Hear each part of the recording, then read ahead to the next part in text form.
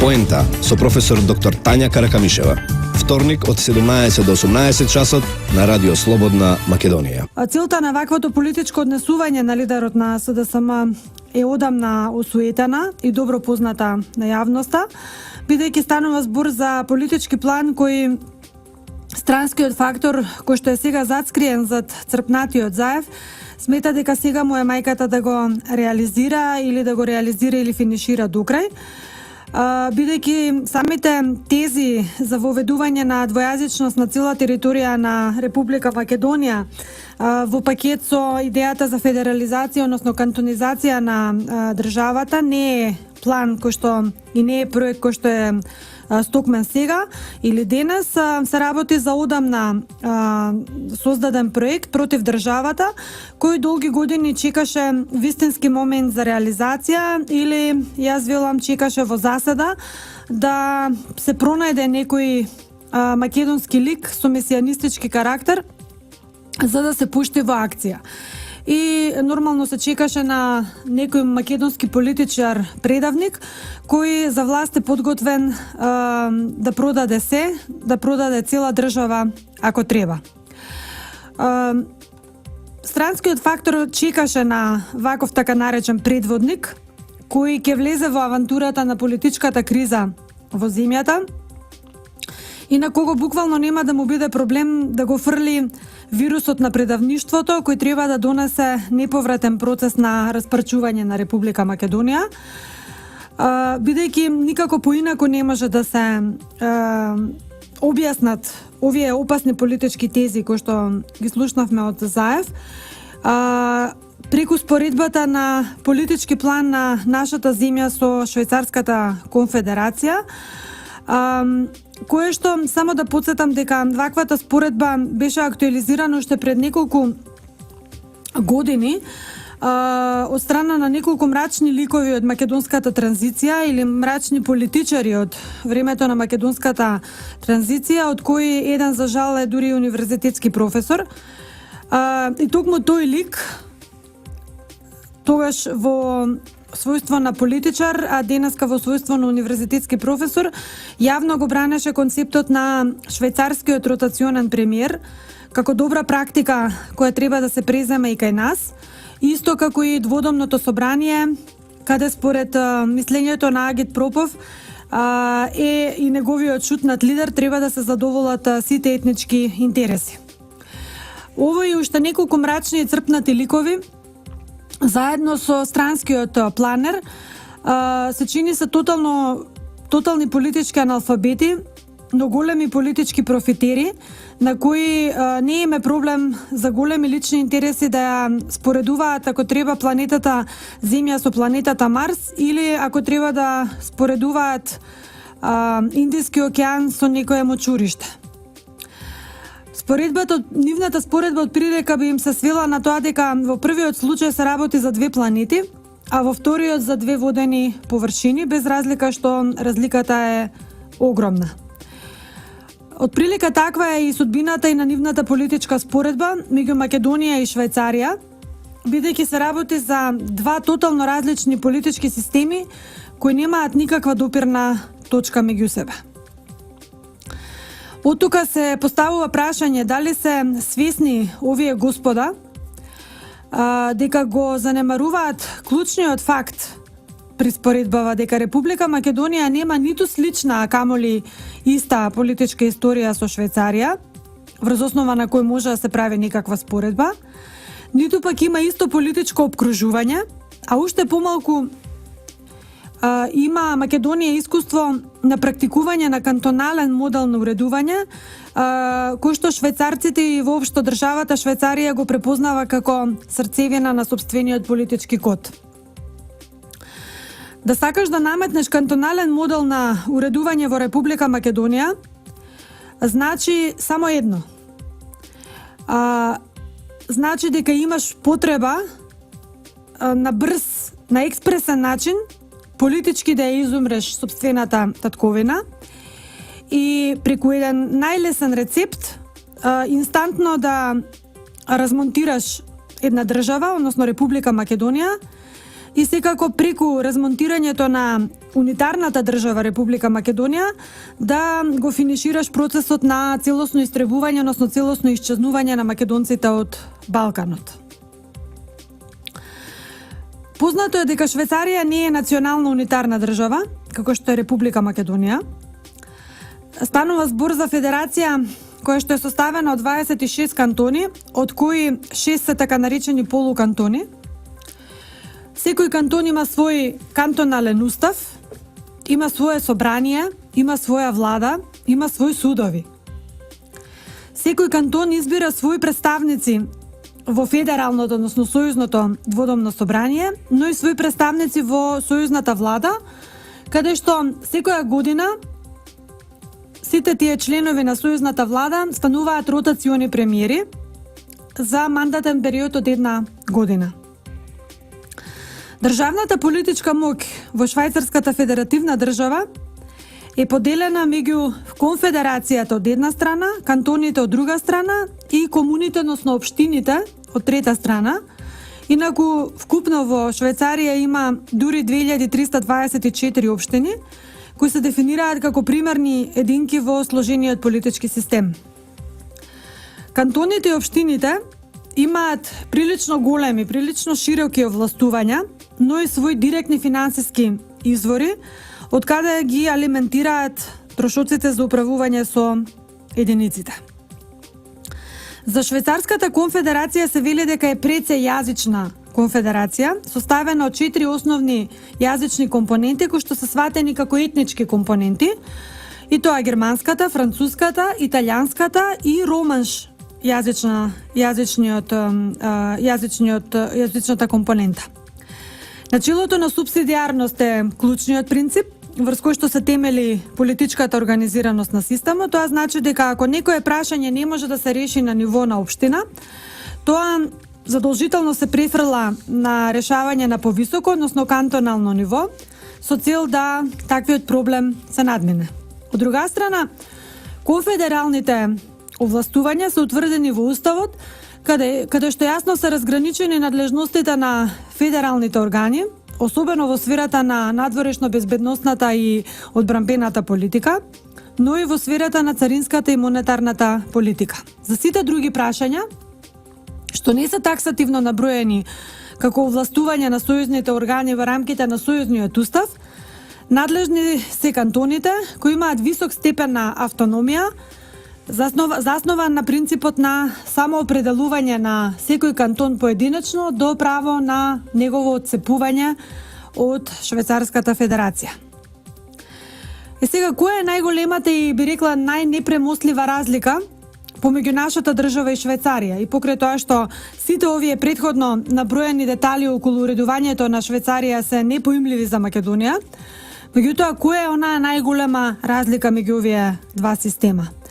Прво, Република Македонија има околу 65% мнозинско македонско население, ако не и повеќе, со оглед дека попис не е направен одамна, така што не можеме да ги знаеме точните проценти колку не има македонци во Република Македонија, од една страна, и од друга страна малцински заедници кои влегуваат во останатите проценти, за кои што нели постојат сомневања дека албанската малцинска заедница не е воопшто ни 20%, а камоли над 20%. Така што паѓаат во вода сите оние тези врз основа на кои се донесе рамковниот договор, но и сега уставот на нели после имплементирањето на рамковниот Охридски договор во уставот и измената на уставот со уставни амандмани, врз основа на кој што голем дел од малцинските заедници се стекнаа со одредени малцински права, но за тоа секако во некоја друга емисија. Бидејќи фактички немаме официјални статистички податоци со оглед дека попис не е направен, така што не можеме ни да зборуваме, можеме само да шпекулираме за тоа колкав е процентот, но е факт дека во Македонија има мнозинско македонско население. Така што и од друга страна во групата на други малцински заедници не влегуваат само албанците и покрај тоа што целата битка е насочена кон албанците, туку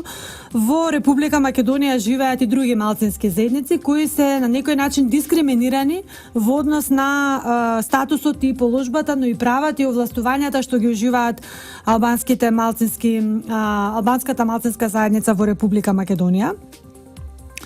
Тоа е едната димензија. За разлика од Република Македонија, Швајцарија има 4 поголеми етнички заедници,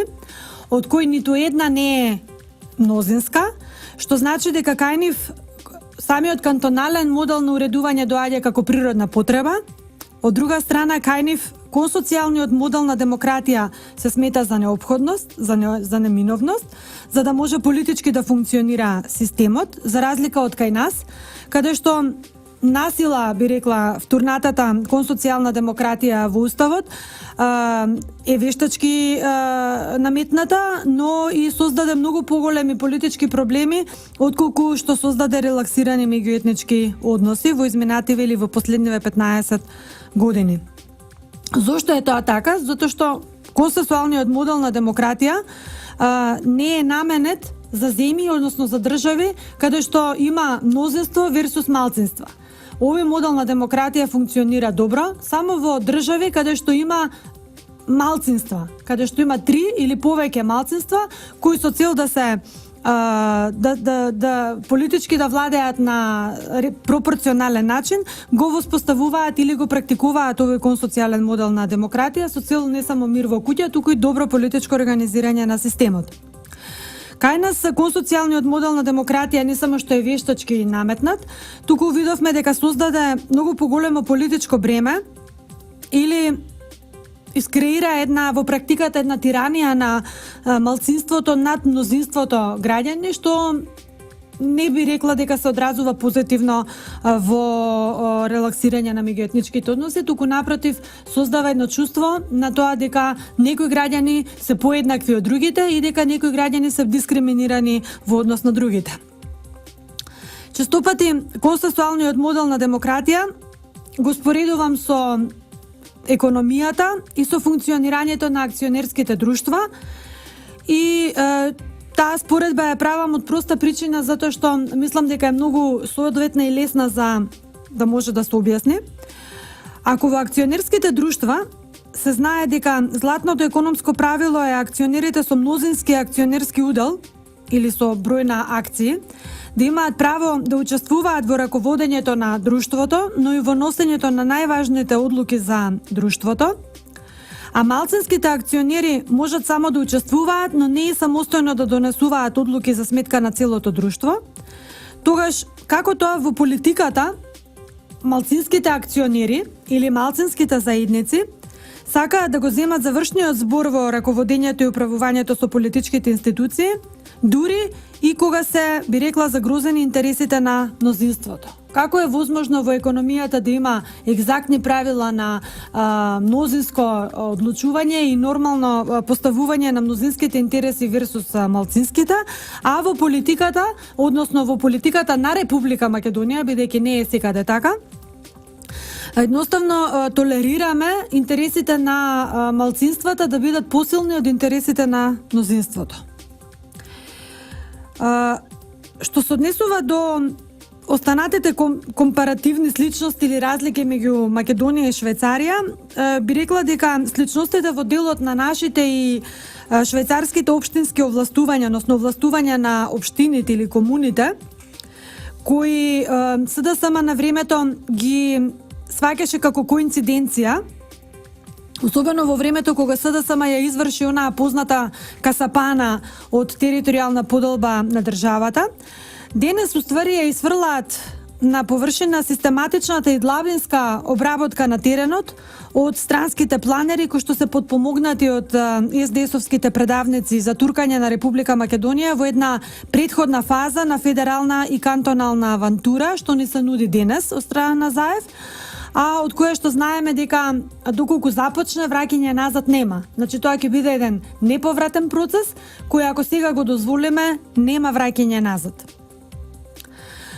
Следно што не очекува по поделбата на Република Македонија, ако воопшто тоа се случи, односно ако СДСМ воопшто може тоа да го реализира како проект, ако се воведе двојазичноста, ако се воведе федерализација, односно кантонизација на Република Македонија, според предлогот на Зоран Заев, Република Македонија треба да се подели на 6 кантони.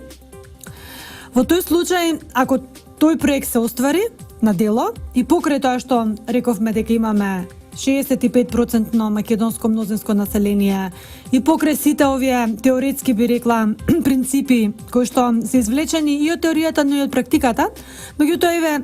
да кажеме хипотетички дека планот на Заев ќе се исполни. Следно што граѓаните може да очекуваат, освен поделбата на 6 кантони, на цела држава на 6 кантони, е да започнат процеси на референдуми, организирање на референдуми за отцепување на првите 2 кантони кои што ќе бидат со мнозинско албанско население, кои според проектот Голема Албанија природно треба да и припаднат, тие 2 кантона треба да и припаднат на Република Албанија и предпоставувате кои ќе бидат тие 2 кантона. Тоа ќе бидат претежно делот од Западна Македонија. Останатите кантони ќе организираат референдуми тогаш кога тоа ќе биде политички опортуно. Со оглед дека ќе останат 4 кантони, тие ќе бидат принудени да соработуваат со соседите кои им се територијално најблиски. И секако полека, но сигурно и тие кантони ќе бидат отуѓени од таа некаков федеративен систем на кантони и на крајот со неминовното припојување на тие останати кантони кон соседните земји на некогашна Република Македонија, секако ќе се затвори случајот Република Македонија и македонци и македонски идентитет и култура и се што носи тој идентитет со себе. Така што ете го тој план, кој што е особено во прилог на сите оние соседни земји кои од памти веќе имаат негаторски однос кон македонците и кон македонската унитарна држава, а кои што според Зоран Заев не се виновни тие што нас не негираат, туку виновни сме ние што сме негирани. Тоа отприлика така изгледа според речникот на Заев. Финалето на проектот што Заев го турка без ум е реализација на грчката политика, која што целосно е објаснета во писмото на поранишниот грчки председател Константин Караманлис, испратено до грчкиот министар за надворешни работи на 26 февруари 1992 година, во кое се бара од официјалните политички представници во Брисел да поентираат со грчкиот аргумент дека постоењето на македонската држава е неодржливо и дека како таква државата или ќе се подели, или ќе се распадне, или ќе исчезне. Второто писмо кое не смее да се заборави е она на Самарас, кога како министер за надворешни работи го испрати на своите колеги во Европска Унија, во кое тој им пиша, цитирам: "Внимателниот наблюдувач лесно може да воочи дека независната македонска држава е неодржлива. Економски, без излез на море, таа нема материјална основа да преживее, а етнички со над 1/3 албанско етничко население од една и мнозинско словенско население од друга страна, таа нема подлабока причина да опстане. Во моментов, тие се нарекуваат македонци, но бугарите и во мал обем србите сметаат дека тие се нивни." Овие аргументи на Самарас очигледно беа прифатени од неговите европски колеги, но и од тогашните политичари на СДСМ, бидејќи токму во 1992 година со носењето на Лисабонската декларација од страна на Европската Унија се одби да се прифатат заклучоците од Бадентеровата комисија за Македонија, со што проблемот се префрли наместо во Европска Унија се префрли во Организацијата на Обединените нации како исклучиво безбедносно прашање. Поента со професор доктор Тања Каракамишева. Вторник од 17 до 18 часот на Радио Слободна Македонија.